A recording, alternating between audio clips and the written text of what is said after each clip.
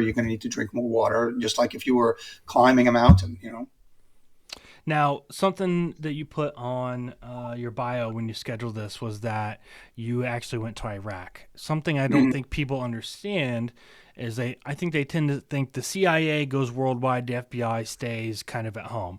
We know you already talked about one trip where you were doing the submarine thing well outside our borders.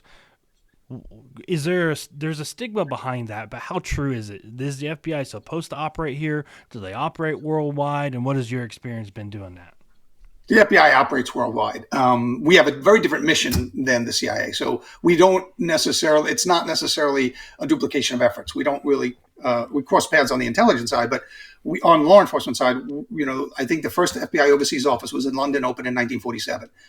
We have overseas offices, they're called legal attaches or legats. And we have them in probably, I don't know, 95 probably now, maybe over 100 embassies usually in around the world. Almost every major city and major country in their capital in the U.S. embassy, there's an FBI office.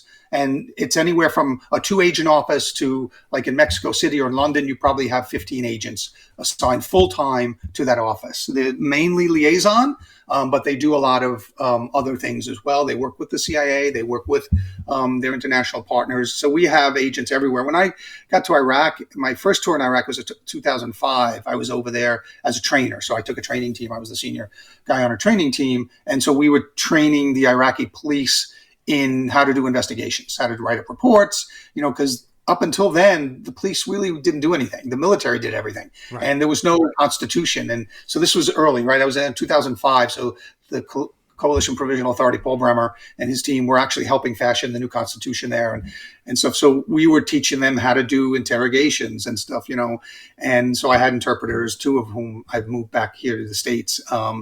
And we were teaching them how to do surveillance, how to do, and it was really a culture challenge because they didn't know our idioms. And I had to tell my guys, don't use stuff like in a nutshell, because they won't understand Yeah. when they do the translation, those kind of things. And they also said, like, we're going to do a role play of an interrogation on the stage today. And they were like, well, where's the hood?